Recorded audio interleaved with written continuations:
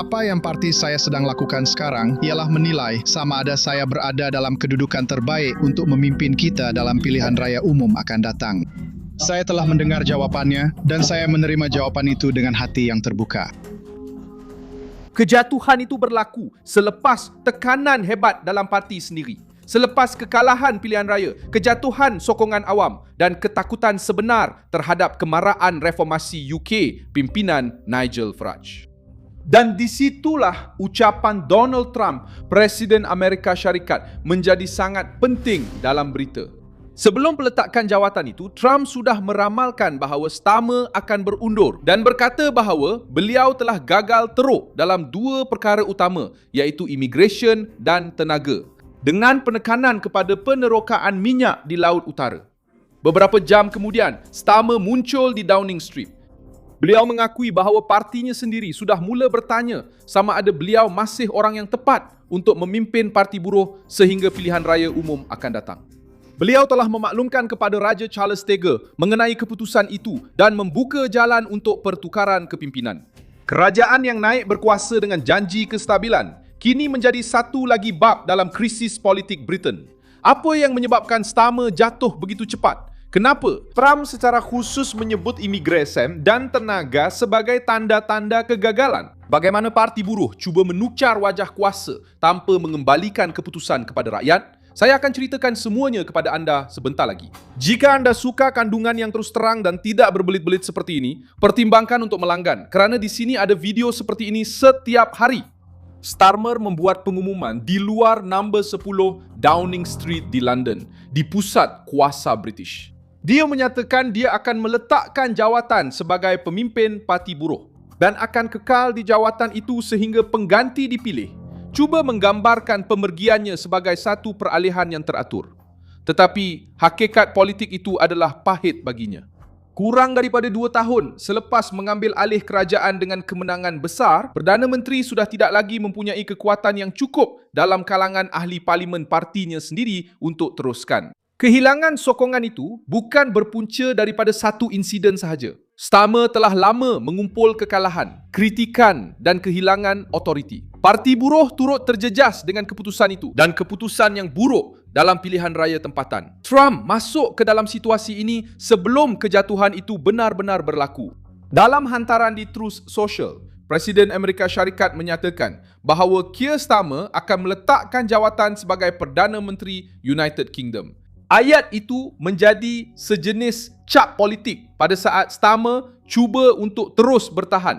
Bagi Trump, krisis di Britain menunjukkan dengan jelas kos kepimpinan yang lemah dalam isu-isu yang berkaitan dengan keselamatan, sempadan, kos sara hidup dan kedaulatan tenaga. Immigration telah menjadi salah satu isu paling panas dalam politik Britain. Kenaikan Farage dan reform UK bukanlah satu kebetulan. Parti itu berkembang dengan mengambil kesempatan terhadap rasa tidak puas hati pengundi yang merasa diabaikan oleh London, terutamanya di utara England dan di kawasan di mana Parti Buruh sentiasa mempunyai sokongan kuat. Presiden Amerika Syarikat menyebut Laut Utara mempertahankan penerokaan minyak. Ini adalah kritikan secara langsung terhadap laluan sekatan, peralihan hijau yang dipercepatkan dan kebergantungan tenaga yang telah diambil oleh sebahagian dasar British dalam beberapa tahun kebelakangan ini. Starmer cuba keluar dengan ucapan penuh maruah. Dia berkata semua keputusan dibuat dengan meletakkan United Kingdom di tempat pertama. Beliau menyatakan bahawa beliau menerima respon partinya dengan hati terbuka dan berjanji akan menyokong sesiapa sahaja yang mengambil alih selepas ini. Beliau juga berkata bahawa proses pencalonan untuk kepimpinan baharu akan dibuka pada 9 Julai dan sepatutnya meletakkan pemimpin baharu memegang tampuk sebelum parlimen bersidang semula pada bulan September sekiranya terdapat pertandingan. Jika tiada persaingan sebenar, pertukaran boleh berlaku lebih awal, iaitu pada bulan Julai juga. Tindakan paling penting ialah pemberitahuan kepada Raja Charles III. Dalam sistem parlimen British, Perdana Menteri tidak dipilih secara langsung oleh pengundi seperti dalam pilihan raya presiden. Ketua parti yang mempunyai majoriti di Dewan Rakyat membentuk kerajaan. Pertukaran tidak berlaku kerana kerajaan berada dalam keadaan selesa. Pertukaran berlaku kerana tekanan menjadi tidak tertanggung.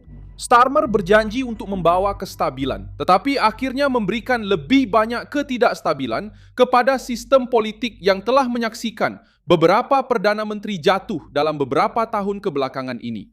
Beliau berhujah bahawa United Kingdom tidak boleh terus diperintah melalui pertukaran dalaman parti tanpa pengundi dipanggil untuk membuat keputusan. Kritikan itu menyentuh luka lama dalam politik Britain. Perdana Menteri jatuh, pemimpin baharu mengambil alih, tetapi rakyat sering hanya menyaksikan pertukaran yang dibuat di dalam parlimen. Konservatif juga bertindak balas dengan cuba mendedahkan aib parti buruh. Pihak pembangkang mengeluarkan satu iklan seolah-olah iklan kerja palsu untuk jawatan Perdana Menteri, menyindir kekosongan yang wujud dan mengatakan bahawa parti buruh sedang mencari seseorang untuk menguruskan kerajaan yang sedang menghadapi krisis. Sindiran itu ditujukan kepada kelemahan Starmer, persaingan Burnham dan perasaan bahawa kerajaan telah hilang arah dalam masa yang singkat. Sindiran konservatif juga menyentuh isu-isu sensitif, kos pinjaman, pertahanan, cukai, perbelanjaan awam dan krisis pengurusan.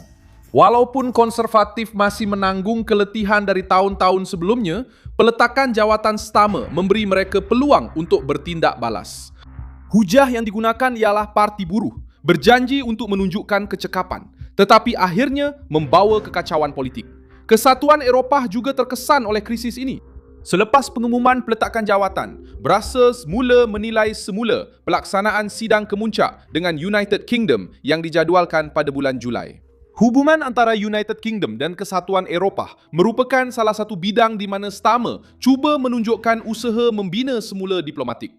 Namun pemergian beliau menimbulkan keraguan tentang kadar penghampiran itu dan tentang apa yang akan dilakukan oleh Burnham jika berkuasa. Perkara ini penting kerana sebahagian daripada golongan kanan British memandang dengan penuh curiga terhadap sebarang usaha untuk mendekatkan diri secara berlebihan dengan Kesatuan Eropah. Bagi pengundi yang menyokong Brexit pada tahun 2016, idea bahawa London kembali menyesuaikan diri dengan rancangan Brussels kedengaran seperti kemunduran dari segi kedaulatan. Keir Starmer sudah pun dituduh oleh pengkritik kerana terlalu mendekatkan United Kingdom dengan Kesatuan Eropah. Andy Burnham jika mengambil alih mungkin akan menghadapi tuntutan yang sama. Dalam kalangan nasionalis British turut muncul perpecahan yang serupa. Gerakan Restore Britain kelihatan berpecah selepas kenyataan Rupert Lowe dan ucapan Charlie Downes mengenai imigresen dan Kesatuan Eropah. Rupert Lowe cuba menjauhkan parti daripada aliran etno-nasionalis dan berkata beliau menyokong imigresen yang terkawal, bukan menentang semua bentuk imigresen. Berita itu juga mencatat reaksi daripada pemimpin antarabangsa dan tokoh politik yang cuba menangani pengunduran Starmer dengan pujian diplomatik. Ursula von der Leyen mengucapkan terima kasih atas peranannya dalam keselamatan Eropah dan Ukraine. Pemimpin Parti Buruh memuji perjalanan beliau, mengingatkan kemenangan tahun 2024 dan usaha membina semula parti selepas kekalahan sebelum ini. Tetapi pujian-pujian ini tidak menghapuskan fakta utama. Kejatuhan ini mendedahkan satu percanggahan besar. Parti buruh naik ke tampuk kuasa dengan janji kestabilan. Kini, kurang daripada 2 tahun kemudian, United Kingdom menyaksikan satu lagi pertukaran Perdana Menteri. Trump sudah pun menandakan krisis ini sebagai kegagalan dalam isu imigresen dan tenaga. Kesatuan Eropah menira semula agendanya. Golongan konservatif cuba mengubah kekosongan ini menjadi satu penghinaan awam. Dan United Kingdom memasuki satu lagi perebutan kuasa tanpa pengundi dipanggil segera untuk menentukan masa depan kerajaan. Keadaan sekarang adalah masa peralihan, tuntutan dan perebutan. Starmer kekal sebagai Perdana Menteri sementara untuk beberapa minggu lagi. Tetapi kuasa politik sudah beralih ke tempat lain. Saya Milson Alvis, seorang ahli hubungan antarabangsa dan tujuan saya adalah untuk memastikan anda sentiasa mendapat maklumat yang benar setiap hari. Pautan berita ada di dalam deskripsi video. Sila tekan butang suka pada video ini, langgan saluran ini dan di akhir nanti lihatlah ruangan komen supaya anda lebih terlibat dengan komuniti Milson Alves.